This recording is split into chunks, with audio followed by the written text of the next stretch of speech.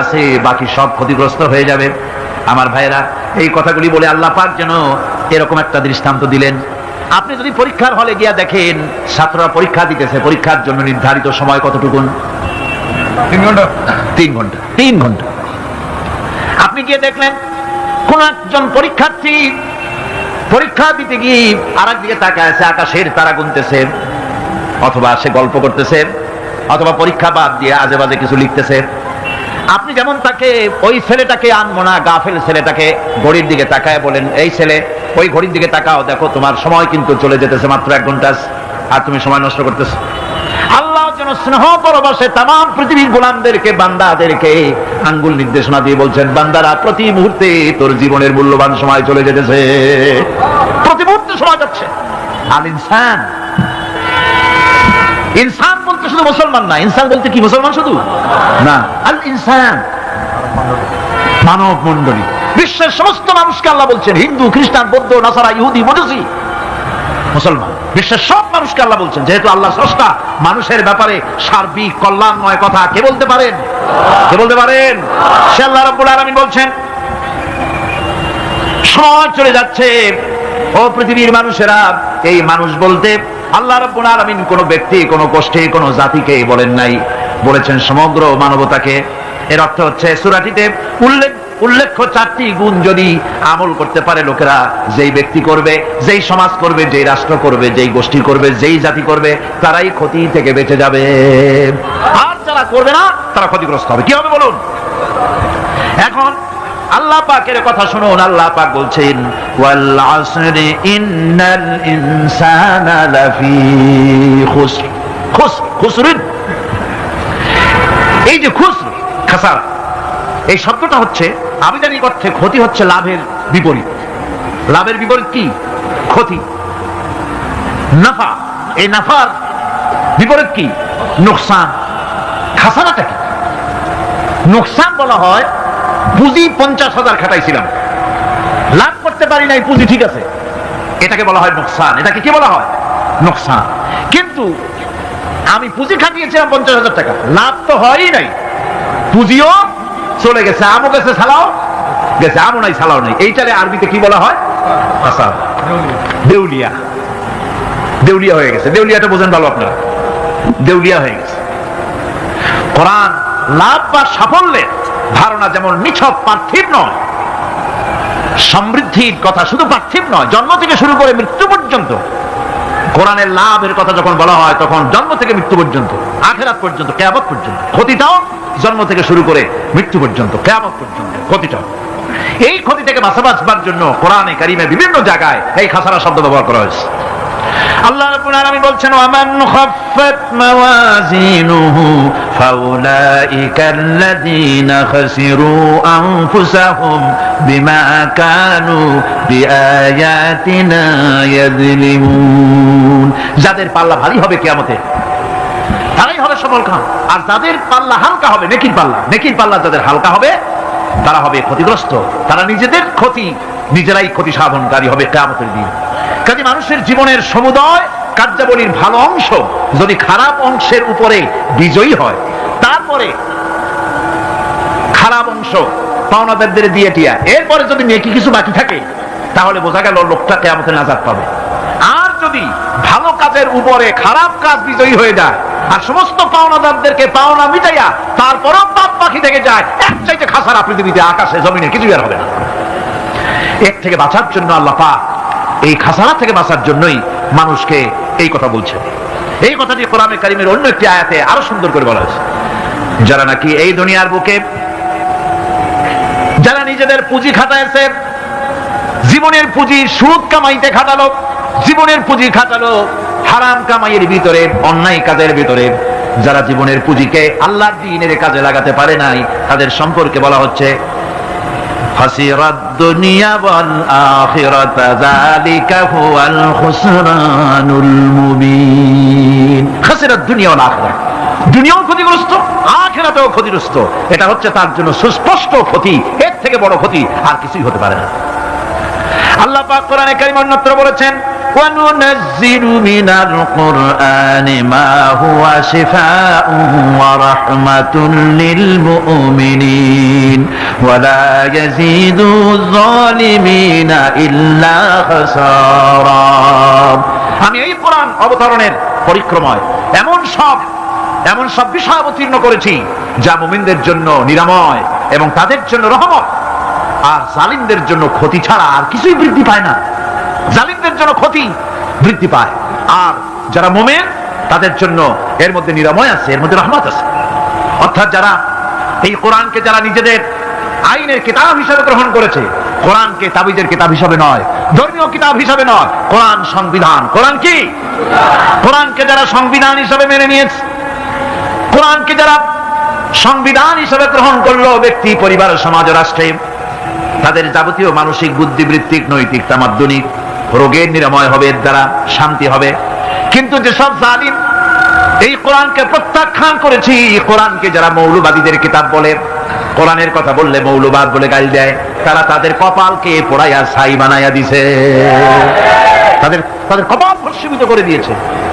وَيَعْلَمُ خَائِنَةَ الْأَعْيُنِ وَمَا تُخْفِي الصُّدُورُ।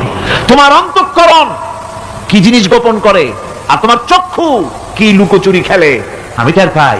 সুবহানাল্লাহ বিহামদি।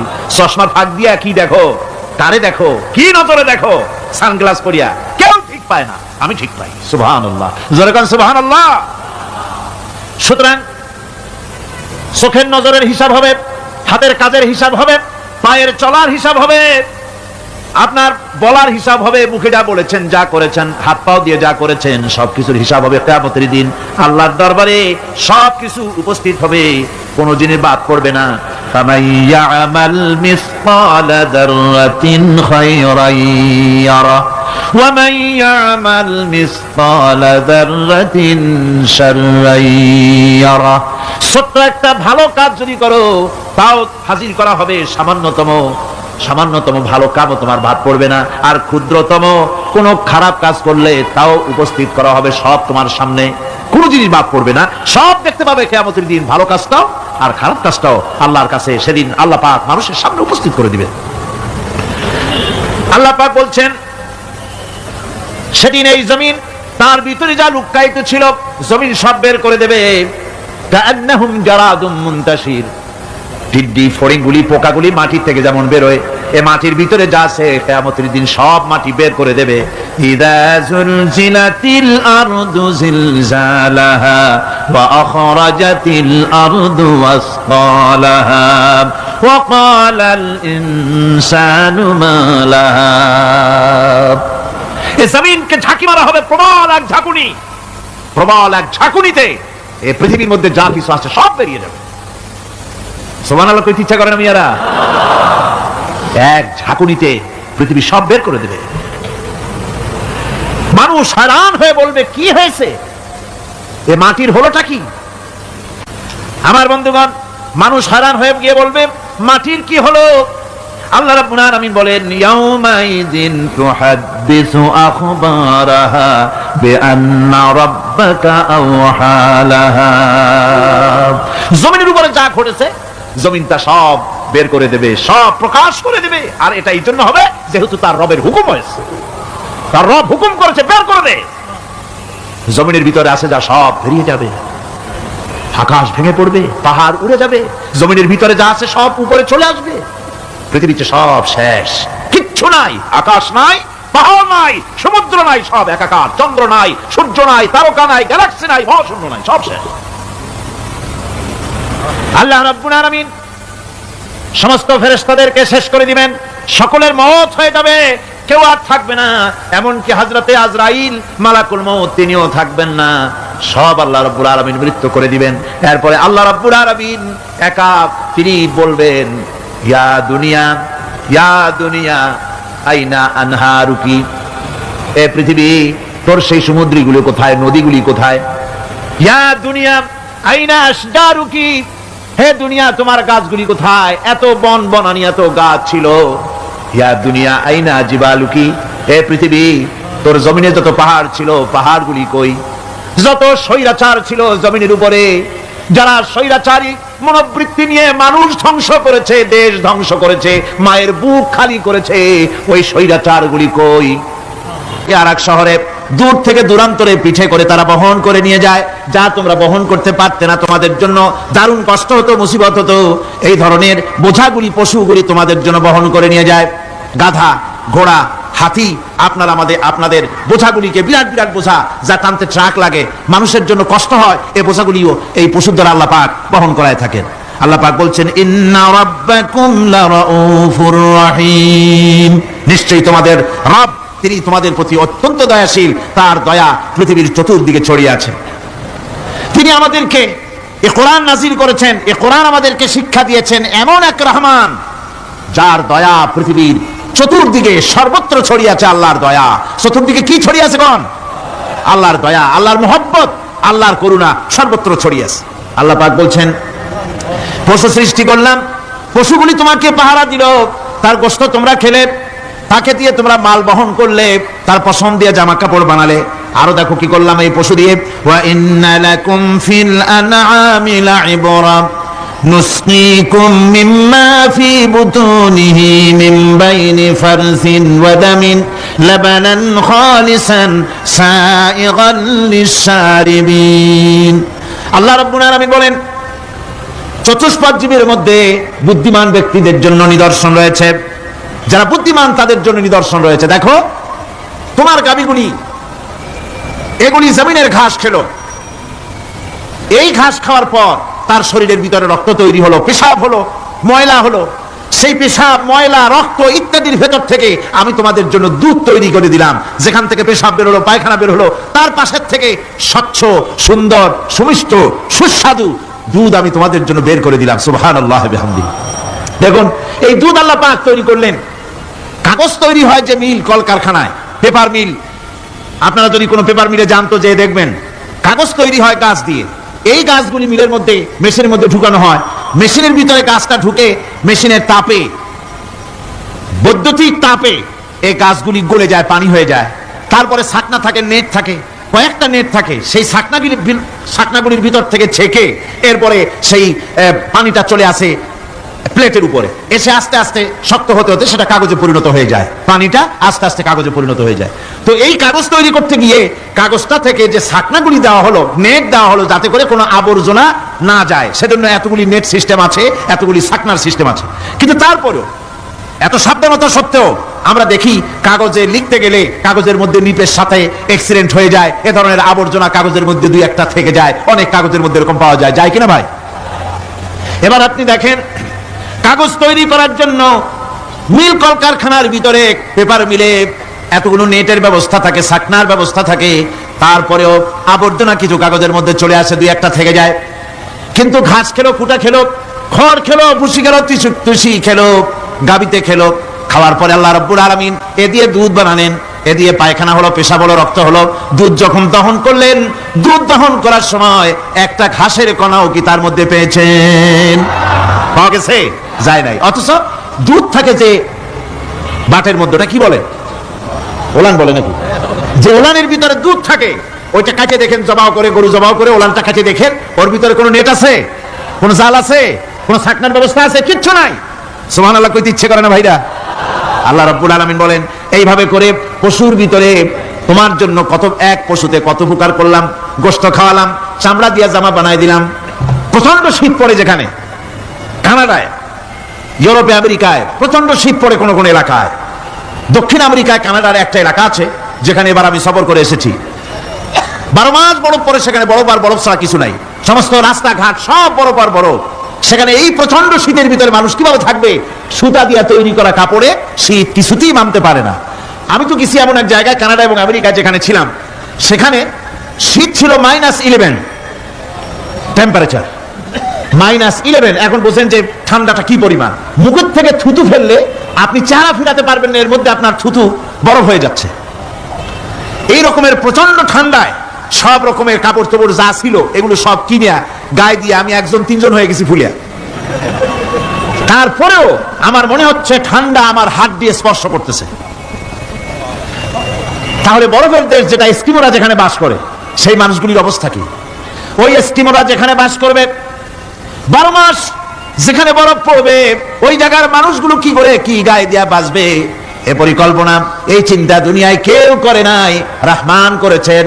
আল্লাহ রাব্বুল আলামিন পশু তৈরি করেছেন, পশুর গায়ে পশম দিয়েছেন, চামড়া দিয়েছেন, সেই জায়গার মানুষগুলি চামড়া দিয়া জামা তৈরি করে গায়ে লাগায়, শীত ঢোকে না। সুবহানাল্লাহ, চামড়া দিয়ে জামা তৈরি হচ্ছে, কাপড় চোপড় তৈরি হচ্ছে। আল্লাহ বলেন এভাবে করে কত কিছু হলো, চামড়া দিয়া জামা বানাইলা, পশম দিয়ে শাল তৈরি করলে, কম্বল তৈরি করলে, গোশতগুলো পাইকারি করে খাইলে জম্মের খাওয়া, তারপরে হাড্ডিগুলি দিয়ে শার্ট তৈরি করলে, এই পশু তোমাকে পাহারা দিল বাড়িতে, কুত্তায় সারা রাত পাহারা দেয় তোমার বাড়িতে, কুত্তা আবার পুলিশেও চাকরি করে। ইংল্যান্ডে লন্ডনে দেখেছি আপনার সেখানে কুকুর, ওকে ট্রেনিং দেওয়া হয়, কুকুর পুলিশে চাকরি করে। কোনো পুলিশ আছে হাবিলদার, সাব ইন্সপেক্টর, তবে কুত্তা জানে না যে সাব ইন্সপেক্টর কিনা আসে। বিভিন্ন বিভাগ তাকে দেওয়া হয়েছে এবং তারা এত নির্ভরযোগ্য, শুধুমাত্র চোরের ছবি আর তার ব্যবহৃত জামা কাপড় একটুখানি নাকে শুকাই দেবে কুত্তাকে, পুলিশ আর যাওয়া লাগবে না, এই কুত্তা পুলিশই যথেষ্ট। খুঁজা চোর যদি একবার তার নজরে এসে যায় আর ছাড়াছাড়ি নাই, তাকে হাজির করবে, পুলিশের সামনে এনে হাজির করবে। তো এই কুকুর বাড়িতে পাহারা দিচ্ছে আপনার জন্য, তারপরে পুলিশের দায়িত্ব পালন করতেছে, মানুষ মরে গেলে কোথায় মরেছে সেগুলি সন্ধান করে নিয়ে আসতেছে, মাইন কোথায় পোতা আছে তা খুঁজে নিয়ে আসতেছে। কত উপকার আল্লাহ পাক করছেন। আল্লাহ পাক বলছেন, দেখো বান্দা, তোমার জন্য এই ধরনের অসংখ্য নিয়ামত আমি দান করেছি। আর নিয়ামতগুলি কার থেকে আসছে? যত নিয়ামত বান্দা তোমার জন্য তুমি পেয়েছো, সমস্ত নিয়ামত আমি আল্লাহ রাব্বুল আলামিনের পক্ষ থেকে এসেছে। সব নিয়ামত কে দিয়েছেন? জোরে বলেন, কে দিলেন? আল্লাহ পাক দিলেন। আল্লাহ পাক বলেন, এইভাবে করে আমি আমার নিয়ামত দিয়া, রহমত দিয়ে তোমাকে আমি সৃষ্টি করেছি, তোমাকে লালন পালন করতেছি। একটি মানুষ যতই সংকীর্ণ এবং অসভ্য জীবন যাপন করুক না কেন, সে পৃথিবীতে যেখানে বসবাস করে সেখানে বসে সে অন্তত তার চতুর্দিকে কত নিয়ামত সে লাভ করতেছে তা সে চিন্তা না করে পারে না। সে যদি চিন্তা করে তাহলে অবশ্যই এগুলি তার জ্ঞানের মধ্যে আসবে। একজন কৃষক, সে নির্জন একটা কুটিরে বাস করে, সে আল্লাহর সৃষ্টি নৈপুণ্যতা বুঝুক আর না বুঝুক, আকাশ কেন সৃষ্টি হলো, জমিন কেন সৃষ্টি হলো, এই কথা যদি জিজ্ঞাসা করা হয় কৃষককে, সে তো ভালো করে তা বুঝবে না। কিন্তু অন্তত এতটুকুন কথা একটা মূর্খ, একজন চাষি যে প্রত্যন্ত একটা অঞ্চলে বাস করে, একটা নিবিড় পল্লীতে বাস করে, অজপাড়াগায় বাস করে, কোন শিক্ষার আলো পৌঁছায় নাই, স্কুল নাই, কলেজ নাই, বিদ্যুৎ নাই, হসপিটাল নাই, রাস্তা নাই, টেলিফোনের ব্যবস্থা নাই, এমন একটা জায়গায় একটা নিরেট, একটা মূর্খ, একটা চাষি একটা ঘরের মধ্যে বাস করে। সে পৃথিবীর আল্লাহর সৃষ্টি নৈপুণ্যতা আর কিছু বুঝুক আর না বুঝুক, এতটুকুন কথা তো সে বোঝে যে আমি যদি অসুস্থ হই তাহলে এই গাছপালার পাতা শিকড় বেটে খেলে আমি রোগমুক্ত হয়ে যাই। আমি প্রচন্ড রোদ্রে যখন পুড়ি গাছের তলায়, আমি ছায়া নিলে পরে আমি তখন আরাম পাই, ঠান্ডা পাই। এই গাছগুলি তার তরুণ বয়সে আমাকে ফল দেয়, গাছ যখন বড় হয় তখন সে আমাকে ছায়া দেয়। এই গাছের তক্তাগুলি দিয়ে, গাছ দিয়ে কাঠ হয়, তা দিয়ে তক্তা হয়, তা দিয়ে খুঁটি হয়, তা দিয়ে আড়া হয়, তা দিয়ে নৌকা হয় ইত্যাদি সে বুঝতে পারে। তাছাড়া এই গাছ যখন বুড়ো হয়ে গেল, শুকিয়ে গেল, তখন এই গাছ দিয়ে আগুন জ্বালায়া আমি রান্না বান্না করি, গাছ এত আমার উপকার করছে, তার দ্বারা উত্তাপ পাই, আলো পাই, এত কিছু পাই। একটা মূর্খ লোক চিন্তা করলে এতগুলি জিনিস সে অনুভব করতে পারে এবং এরপরে তার চিন্তা চলে যায় যে এই সমস্ত নিয়ামত এমনি এমনি হয় নাই, নিঃসন্দেহে একজন এগুলি সৃষ্টি করেছেন, তার নাম আল্লাহ। তার নাম কি? তার নাম রহমান। যারা বলেন তার নাম কি? রহমান। তিনি সৃষ্টি করেছেন, তিনি এগুলি দান করেছেন। এই বৃক্ষরাজি আল্লাহ পাক বলছেন, নিল্লাযী জাআলা লাকুম মিনাশ শাজারিল আখদারি নারান ফাইযা আনতুম মিনহু তুকিদুন। আল্লাহ রাব্বুল আলামিন বলেন, সেই দয়াময় আল্লাহ রাব্বুল আলামিন গাছ সৃষ্টি করেছেন, আর এই গাছগুলি সৃষ্টি করে দিয়েছেন তোমাদের কাজের জন্য, যা দিয়ে তোমরা আগুন জ্বালাও, চুলা জ্বালাও, রান্না বান্নার কাজ করো। ওয়া রাহমাতি ওয়াসিআত কুল্লা শাই। আমার রহমত ঘিরে আছে আমার গোটা পৃথিবীকে, সর্বত্র আমার রহমত আর রহমত। এই কোরআন শরীফ শিক্ষা দিয়েছেন তিনি আর রহমান আল্লামাল কোরআন। এই কোরআন শিক্ষা দিয়েছেন সেই মহান আল্লাহ রাব্বুল আলামিন, যিনি হচ্ছেন রহমান, যার দয়া দিয়ে গোটা পৃথিবী পরিব্যাপ্ত হয়ে আছে। এক মুহূর্তের জন্য চিন্তা করুন, এক মুহূর্তের জন্য চিন্তা করুন, আল্লাহ পাকের দয়া যদি না থাকতো তাহলে কি অবস্থা হতো? এই পৃথিবী আছে, পৃথিবী আছে কিন্তু কোনো সৌন্দর্য নাই, আকাশ আছে কিন্তু কোনো তারকা নাই, তারকা আছে কিন্তু তাতে কোনো আলো নাই, গাছ আছে কিন্তু তাতে কোনো সবুজ শ্যামলিমা নাই, আওয়াজ আছে কিন্তু তাতে কোনো সুর নাই, মানুষ আছে কিন্তু তার দেহের মধ্যে কোনো ঐক্য নাই, এই জাতীয় একটা পৃথিবীর চিন্তা মানুষ করতে পারে না। এটা একটা কবরস্থানের মতো অবস্থা হয়ে যাবে। আল্লাহ পাক বলছেন দেখো আকাশ বানাইছি, আবার সেই আকাশ দেখতে যেন সুন্দর হয় সেজন্য তারকা প্রদীপ দিয়ে আকাশকে সাজাইছি। যেরকম সুবহানাল্লাহ। আল্লাহ রাব্বুল আলামিন বলেন ওয়ালাকাদ যায়্যানাস সামাআদ দুনিয়া বিমাসাবিহ। আল্লাহ পাক বলেন এই দুনিয়ার আকাশ খানিকে তারকা প্রদীপ দিয়া সাজায় রেখেছি মনের মতন। দেখো তুমি তাকাইয়া কি সুন্দর করে নয়নবিরাম দৃশ্য আকাশ বানালাম, চতুর্দিকে তারকা, রাত্রে ফাল্লা, এবং রসুলের কথা অনুযায়ী জীবন যাপনের কারণে চেহারাটা উজ্জ্বল হয়ে যাবে। আর আল্লাহর নাফরমানি, রসুলের নাফরমানি, পরকালকে অস্বীকার করার কারণে কাফের গুলির চেহারা, মুনাফিক গুলির চেহারা কালো হয়ে যাবে। তাদেরকে আলাদা করে দেওয়া হবে। আমতাজুল ইয়াওমা আইয়ুহাল মুজরিমুন, মুজরিমদেরকে আলাদা করে দেওয়া হবে, দুইটা ভাগ হয়ে যাবে। এই চরম অবস্থা সৃষ্টি হবে কিয়ামতের ময়দানে। সেদিন রাসূল করিম সাল্লাল্লাহু আলাইহি ওয়াসাল্লাম উম্মতের জন্য সুপারিশ করবেন। সেই সুপারিশ যেন আমাদের করতে পারেন সেজন্য আমাদেরকে তৈরি করতে হবে, সে ধরনের যোগ্য আমাদেরকে বানাতে হবে। বন্ধুগণ, এই পরকালীন জীবন, এর সম্ভাবনা, এটা যে হবে এবং সেই পরকালে আমাদের সকলকে যে উঠতে হবে, কিয়ামতে আল্লাহর কাছে জীবনের সবকিছুর জবাবদিহি করতে হবে, এই ভীতি সৃষ্টি করতে চায় আল্লাহ পাক মানুষের ভেতরে। আল্লাহ পাকের চাইতে মানুষের কল্যাণকামী আর কেউ আছে? চিল্লায় কোন আল্লাহর চাইতে, বিশ্ববাসীর সৃষ্টি জগতের কল্যাণকামী আল্লাহর চাইতে, রাসূলের চাইতে বেশি কেউ কি আছে? সে আল্লাহ পাক সব বলে দিলেন, ওপেন সিক্রেট করে দিলেন, সব গোপন ফাঁস করে দিলেন। কেমনে বিচার হবে, কেমনে কিয়ামত অনুষ্ঠিত হবে, কেমনে কি হবে, সব খুলে খুলে আল্লাহ পাক বলে দিলেন আমাদেরকে ভালো হওয়ার জন্য। কোরআনে কারীম বলছে লাইসাল বিররা আন তুওয়াল্লু ওয়ুজুহাকুম কিবালাল মাশরিকি ওয়াল মাগরিব। পূর্ব পশ্চিমে মাথা ঘুরানো, সার নত করা, মাথা ঘুরানো, মুখ ঘুরানো, এটাই কিন্তু সৎ কাজ এবং পুণ্যবান হওয়ার সৎ কাজ করার, নেককার হওয়ার জন্য যথেষ্ট নয়, বরং ওয়ালাকিন্নাল বিররা মান আমানা বিল্লাহি ওয়াল ইয়াউমিল আখির। প্রকৃতপক্ষে সৎকারী মুমিন, ভালো কাজ করা, প্রকৃত মুমিন, সত্যিকারের ভালো মানুষ, সত্যিকারের ইমানদার হওয়ার জন্য 10টি কাজ লাগবে। কয়টি কাজ? 10টি কাজ লাগবে। সেই 10টি কাজের একটি কাজ গত বছর আপনাদের খেদমতে আরজ করা হয়েছে, 2টি বলা হয়েছে, বাকি আজকে বললাম আর একটা, হয়ে গেল 3টা। বাকি আছে কয়টা? 7টা। বাকি আছে আরো 7টা। পরকাল ভিত্তিক জীবনযাপন যদি করতে পারি তাহলে আমরা হব দুনিয়ার শ্রেষ্ঠ মানুষ। কোন আলহামদুলিল্লাহ। ওয়াসাখখারা লাকুম মা ফিস সামাওয়াতি ওয়া মা ফিল আরদ। এই পৃথিবীতে যা কিছু তোমরা দেখতে পাও, এই সব কিছুকে তোমার অনুগত করে দেওয়া হয়েছে যাতে করে তোমার সাহায্য করতে পারে, তোমার সহযোগিতা করতে পারে। এই জন্য আমি সবকিছুকে সৃষ্টি করেছি। সাখারা শব্দের অর্থ হচ্ছে যে আমি সবগুলিকে তোমাদের অনুগত করে দিয়েছি যাতে করে তোমাদের অনুগত থাকে, অর্থাৎ তোমরা তাদের এই সমস্ত জিনিস দিয়ে তোমরা কাজ নিতে পারো। পানির উপর দিয়ে তোমরা যেন নৌকা চালাতে পারো, স্টিমার চালাতে পারো, পানি অনুগত করা হয়েছে, বাতাসকে অনুগত করা হয়েছে। পৃথিবীর সব কিছুকেই আমি অনুগত করে দিয়েছি তোমাদের যাতে করে তার দ্বারা তোমরা কাজ নিতে পারো।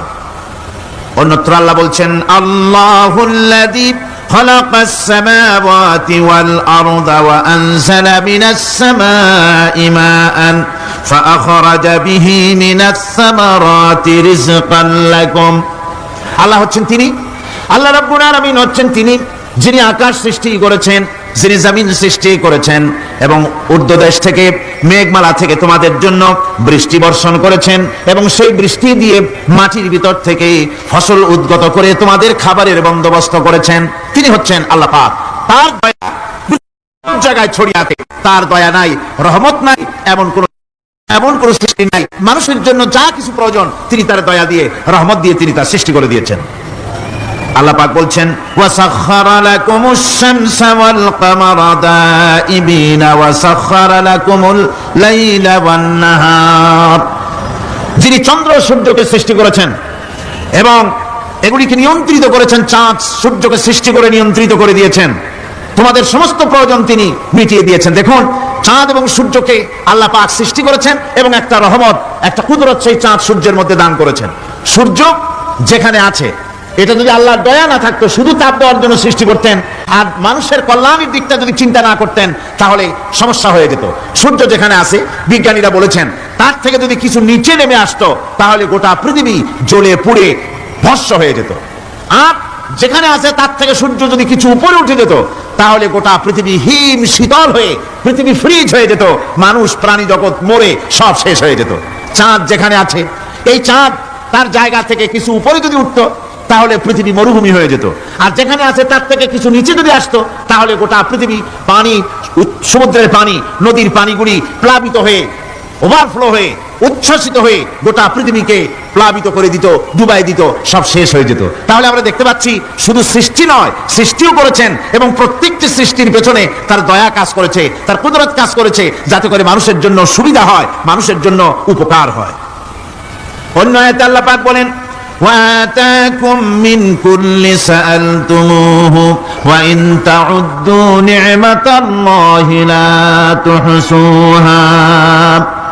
আল্লাহ পাক বলেন, তিনি তোমাদের প্রতি এত দয়াবান, আল্লাহ তোমাদের প্রতি এত দয়া রাখেন, এত মেহেরবানি করেন যে তোমাদের সমস্ত চাহিদা তিনি পূরণ করেছেন। তোমাদের জীবনে যা দরকার সব তিনি পূরণ করেছেন, এত পূরণ করেছেন। তোমরা যদি আল্লাহ পাকের নেয়ামতগুলি যদি গণনা করো, ওয়া ইন তাউদ্দু নি'মাতাল্লাহি লা তুহসুহা, আমার নিয়ামতগুলি যদি গুনতে থাকো, গুনে গুনে আমার নিয়ামত শেষ করতে পারবে না।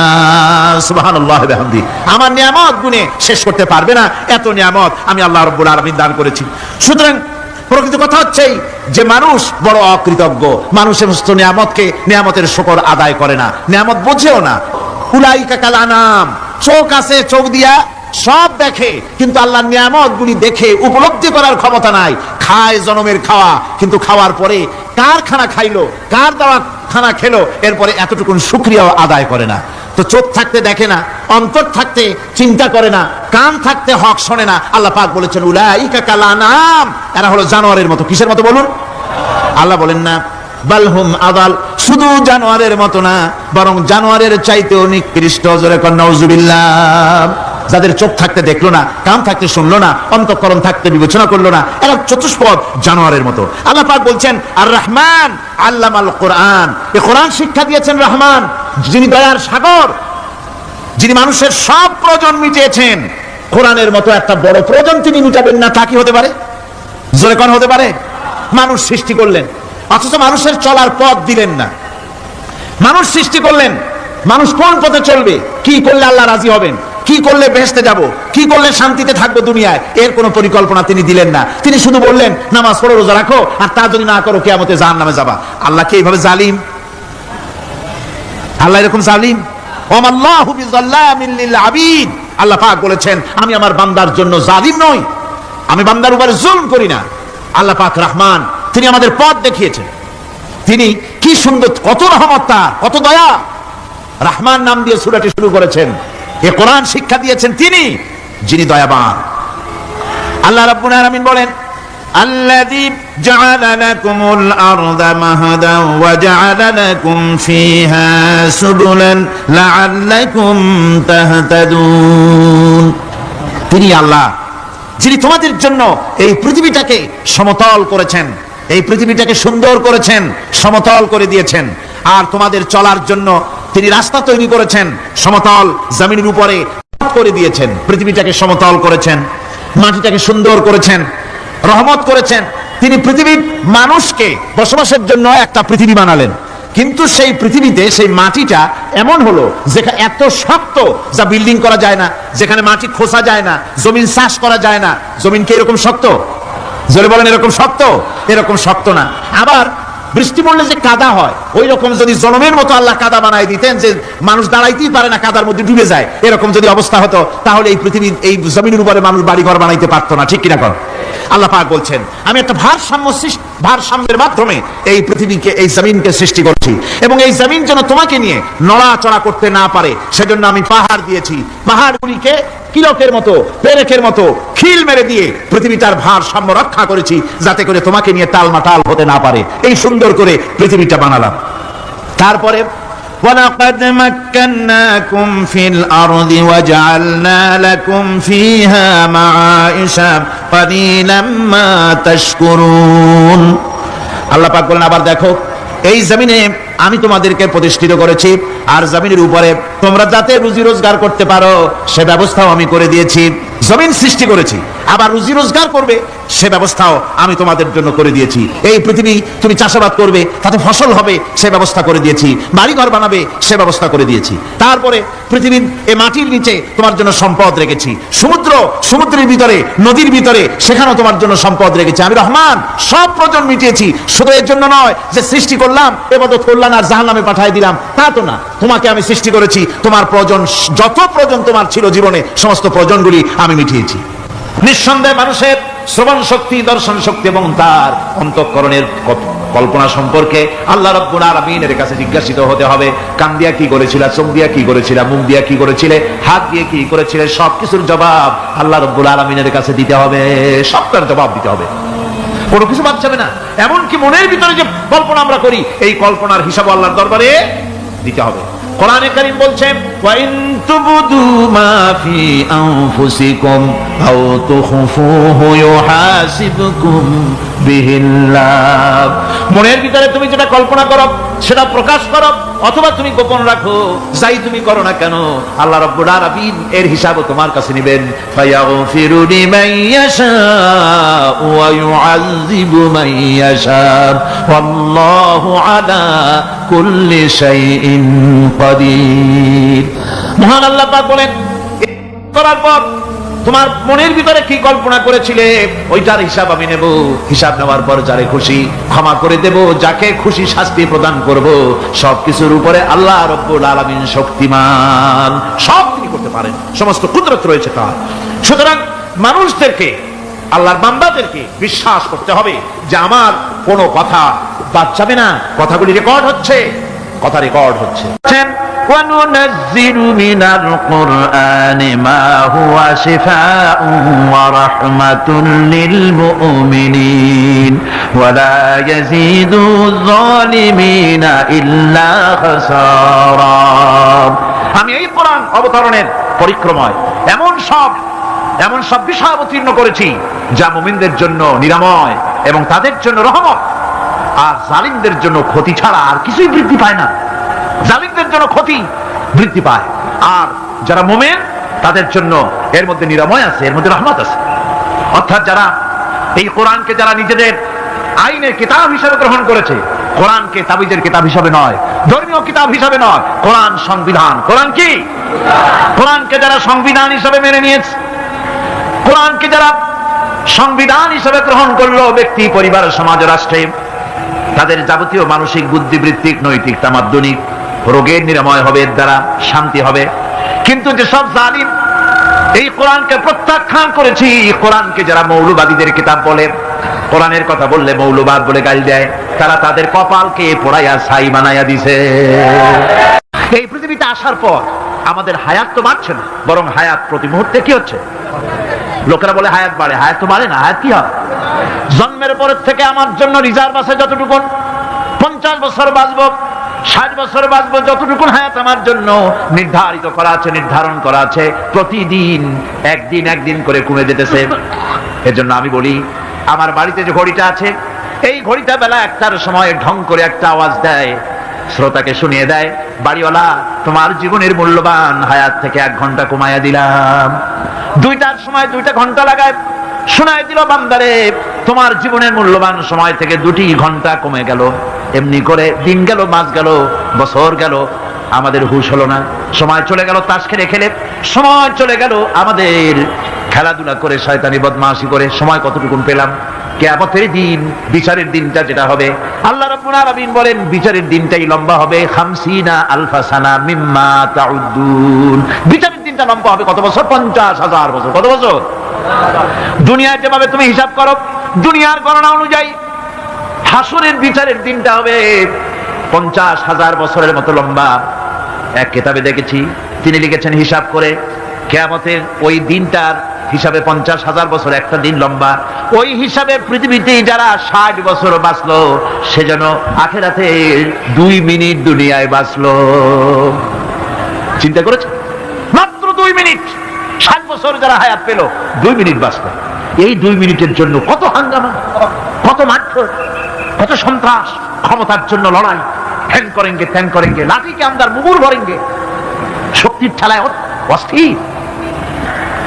আমার বন্ধুগণ, সময় চলে যাচ্ছে, স্রোতের মতো করে কারোর জন্য সময় অপেক্ষা করতেছে না। আমাদের মৃত্যু প্রতি মুহূর্তে কাছে চলে আসতেছে। এই জন্য শায়ের বলেছেন, আগাহা আপনি মৌত সে কোই বশর নেহি, আগাহা আপনি মৌত সে কোই বশর নেহি, সামা সো বরস কে হ্যাঁ পল কি খবর নেহি। মৃত্যু সম্পর্কে আমাদের কারো জানা নাই, যে কোনো মুহূর্তে মৃত্যু আমাদের কাছে এসে যেতে পারে, মৃত্যু সম্পর্কে কিছুই জানা নাই। অথচ প্রতি মুহূর্তে আমরা মৃত্যুর দিকে এগিয়ে চলছি। মাল সামান 100 বছর কি ধরে খাবো তাও জমা করে রেখেছি, কিন্তু এক মুহূর্তের খবর নাই। মা ফিরে এসেছি, বাড়ি যেতে পারবো নিশ্চয়তা নাই। আছে? বলেন আছে? আপনি বাড়িটাও ভালো, বসেছেন, দাঁড়াতে পারবেন, এই নিশ্চয়তা আছে নাই। সুতরাং সুরাতে যে সময়ের উপরে কসম করে মূলত সময়ের অপরিসীম গুরুত্ব সম্পর্কে আল্লাহ পাক মানুষকে বুঝাই দিতেছেন। সময়ের দাম দাও। আমাদের সময় চলে যায় গান শুনতে শুনতে, আশ্চর্য মলম বিক্রি করা দেখতে দেখতে, তাস পাশা খেলতে খেলতে। সময় চলে যায়, কেউ খেয়াল করে না। সময় বলতে অতীত কালও হতে পারে, আবার বর্তমানও হতে পারে। আর বর্তমান কাল কোনো কালই না, বর্তমান কাল কোনো কাল নয়। প্রতি মুহূর্তে ভবিষ্যৎ এসে বর্তমান হয়, আর প্রতি মুহূর্তে বর্তমান কি হয়? অতীত হয়ে যায়। বর্তমান কাল বলে কোনো কাল নাই, প্রতি মুহূর্তে অতীত হয়ে যাচ্ছে। এই যে আমি মাহফিলে বসছিলাম প্রথম এসে, ওইটা কি এখনো বর্তমান আছে? এই যে বর্তমান কথা বলছি, এটা অতীত হয়ে যাচ্ছে। সুতরাং বর্তমান কাল নাই। আল্লাহ পাক ওয়াল আসরের সময়ের কসম করে বলছেন। যদি আমরা চিন্তা ভাবনা করি তাহলে আমরা লক্ষ্য করব আমাদের আসল মূলধন সময়। আসল মূলধন কি? জীবনের আসল মূলধন কি? সময়। যে ব্যক্তি আল্লাহর সঙ্গে বিদ্রোহ করেছে আর পরকালের জন্য পাথর জোগাড় করে নাই, দুনিয়াকে অগ্রাধিকার দিল, পরকালকে ভুলে গেল, তার জায়গা হলো জাহান্নাম। وَأَمَّا مَنْ خَافَ مَقَامَ رَبِّهِ وَنَهَى النَّفْسَ عَنِ الْهَوَى فَإِنَّ الْجَنَّةَ هِيَ الْمَأْوَى। আর যে ব্যক্তি আপন প্রভুর সামনে উপস্থিত হকে ভয় করেছে এবং আপন প্রবৃত্তিকে লালসা মুক্ত করেছে, লালসার হাত থেকে রক্ষা করেছে, আল্লাহ রাব্বুল আলামিন কিয়ামতের দিন তার জন্য রেখে দিয়েছেন জান্নাত। তার জন্য কোন জায়গা? জান্নাত। আমাদেরকে পরকাল ভিত্তিক জীবন যাপন যদি করি তাহলে কবরের জবাবগুলি খুব আসান হবে। আর যদি পরকাল ভিত্তিক জীবন যাপন না হয়, কবরটা মুসিবতের জন্য মুসিবত হয়ে যাবে। হযরত ওসমান রাদিয়াল্লাহু তাআলা আনহু কবরের কাছে গিয়ে খুব কাঁদতেন। সাহাবায়ে কেরাম প্রশ্ন করেছেন, হুজুর, রাসূল করিম সাল্লাল্লাহু আলাইহি ওয়াসাল্লাম যখন জান্নাত ও জাহান্নামের ওয়াজ করেন তখনও তো এত বেশি আপনি কাঁদেন না, যত বেশি কাঁদেন কবরের কাছে এসে, কারণ কি? হযরত ওসমান রাদিয়াল্লাহু তাআলা আনহু বলতেন, আমার সাথীরা, আমি আমার হাবিবের কাছে, আল্লাহ রাব্বুল আলামিনের রাসূলের কাছে আমি শুনেছি এই কবরটাই হলো প্রথম স্টেশন, এই কবরটাই হলো প্রথম ইমিগ্রেশন কাউন্টার। এই জায়গায় যদি কেউ ধরা পড়ে যায়, কারো যদি চার্জশিট হয়ে যায়, সব জায়গায় ধরা পড়ে যাবে। হাসরে মিজানে সিরাতে কোনো জায়গায় নাজাত পাবে না। আর এই কবরটা যদি কেউ মুক্তি পেয়ে যায়, মিজান সিরাত হাসর সব জায়গা থেকে আল্লাহ তারে ভালোভাবে পার করে দিবেন। এটা হলো আসল জায়গা, মারাত্মক জায়গা, খুব মারাত্মক জায়গা। আমি এটাকে ইমিগ্রেশন কাউন্টার বলেছি আমার ভাষায়। ইমিগ্রেশন কাউন্টার যারা বিদেশ ভ্রমণ করেছেন তারা জানেন। লন্ডন যাবেন, আমেরিকা যাবেন, সৌদি আরব যাবেন, যে কোনো বিদেশে যাবেন, গেলেই পাসপোর্ট তারা দেখবে। পাসপোর্টে আপনার ন্যাশনালিটি কোনটা সেটাই তারা জানতে চাইবে। আপনি কোন দল করেন এটা তারা জানতে চাইবে না, আপনার আইডেন্টিটি কি তারা জানতে চাইবে। তারপরে যদি স্যাটিসফ্যাক্টরি হয় আপনাকে ভিসা দিয়ে ভেতরে ঢুকবার ব্যবস্থা করে দেবে। আর যদি তারা স্যাটিসফাইড না হয় তাহলে আপনাকে মেহমানখানায় ঢুকানো হবে গ্রেফতার করে। কবর হচ্ছে এ ধরনের একটি ইমিগ্রেশন কাউন্টার। কবরের ভিতরে মানুষ যখনই রাখা হবে সঙ্গে সঙ্গে দুজন ফেরেশতা আসবে। কবরের কাছে যারা এসেছিল দাফন হয়ে যাওয়ার পর এই লোকগুলি 40 কদম যেতে যতক্ষণ লাগে এর মধ্যেই দুজন ফেরেশতা এসে যাবে, এসে জিজ্ঞেস করবে, মান রব্বুকা, তুমি কোন দল করতে? ওটা তাদের জানার দরকার নাই। ব্যবসা করতেন না চাকরি করতেন, প্রয়োজন নাই। প্রথমেই জিজ্ঞাসা করা হবে ন্যাশনালিটি, প্রথমেই জিজ্ঞাসা করা হবে তার ন্যাশনালিটি সম্পর্কে, তার আইডেন্টিটিটা কি, এবং সেটাকে সত্যায়িত করার জন্য, বোঝার জন্য তিনটি প্রশ্ন। প্রথম প্রশ্ন, মান রব্বুকা ওয়া মা দীনুকা ওয়া মান নাবিয়্যুকা, তোমার রব কে, তোমার দ্বীন কি, তোমার নবী কে। যদি এই ব্যক্তি বেঈমান হয়, মুনাফিক হয়, সে বলবে হায় হাতা লা আদরি, হায় হাতা লা আদরি, জানি না আমার রবকে, আমি জানি না। তোমার দিন কি, দিন কারে কয় বুঝি না। এরপরে আল্লাহর নবী জনাবে মুহাম্মদ রাসূলুল্লাহ সাল্লাল্লাহু আলাইহি ওয়াসাল্লামকে দেখানো হবে, বলা হবে মা কুনতা তাকুলু ফি হাদার রাজুল, এই ব্যক্তি সম্পর্কে তোমার ধারণা কি নিকে, বলবে আমি চিনি না। নাউযুবিল্লাহ। বাস, এরপরে তার যা হবার তাই শুরু হয়ে যাবে। আর যদি বান্দাটা মুমিন হয়, প্রশ্ন করা হবে মান রব্বুকা, জবাব দেবে রব্বি আল্লাহ, আমার রব আল্লাহ রাব্বুল আলামিন। ওয়া মা দীনুকা, দীনুনা ইসলাম, আমার দিন হচ্ছে ইসলাম। এরপরে আল্লাহর নবীকে দেখানো হবে। কয়েক রকমের বর্ণনা আছে, কোন বর্ণনায় আছে হুজুরের আকারে দেখানো হবে, অথবা